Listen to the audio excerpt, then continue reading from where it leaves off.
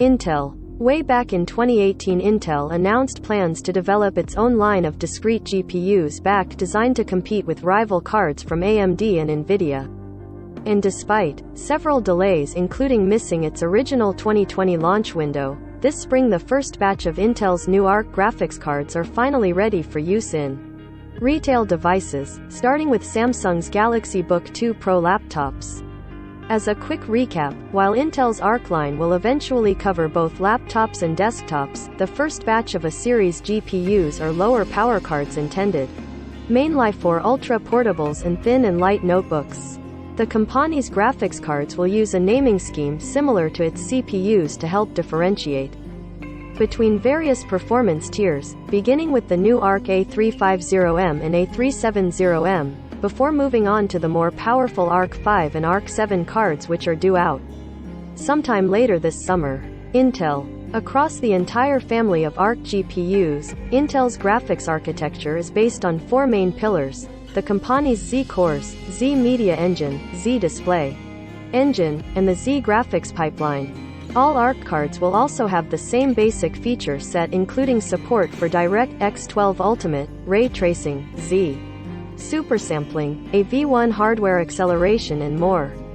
The Arc's Z cores are based on Intel's Z-HPG, high-performance graphics, microarchitecture, with each core featuring 16,256-bit vector engines, 16 1024-bit matrix engines, and 192 kilobytes of shared memory.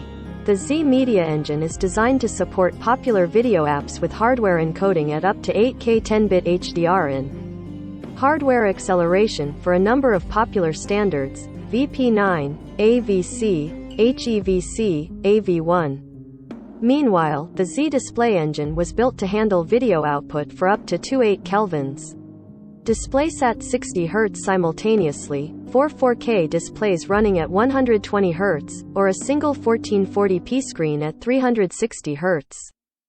Intel. As for the two new cards themselves, both the A350M and A370M are targeting 1080p gaming at 60 FPS to 90 FPS across a range of popular games.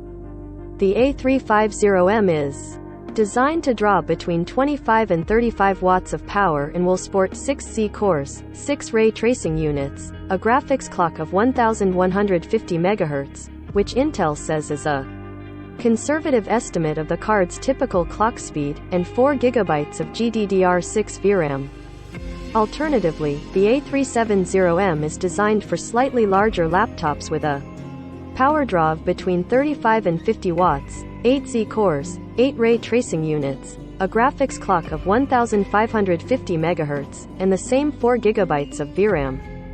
And as you can see in the image above, the upcoming Arc 5 and Arc 7 cards will be significantly more powerful.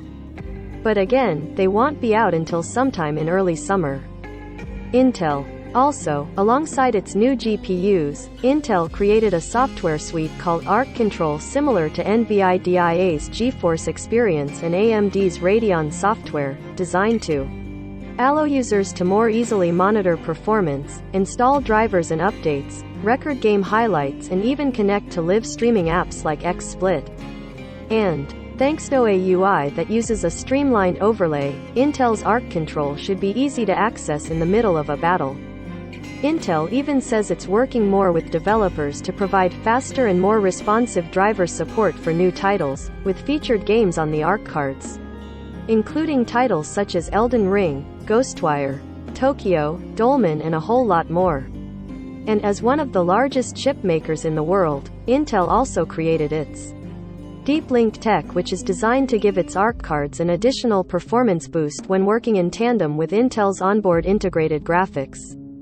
Intel. So while we're only getting 2 new Arc cards right now, and relatively low power ones at that, today marks an important moment as Intel finally becomes the true third horse in the discrete graphics space. The first retail device to feature one of Intel's A-series cards is Samsung's Galaxy Book 2 Pro, which goes on sale next month. However, Intel promises that there will be a slew of even more laptops featuring Arc GPUs coming soon from big names including Acer, Asus, Dell, HP, MSI, Lenovo, and others.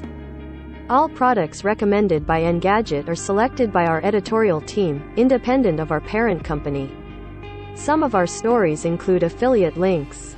If you buy something through one of these links, we may earn an affiliate commission.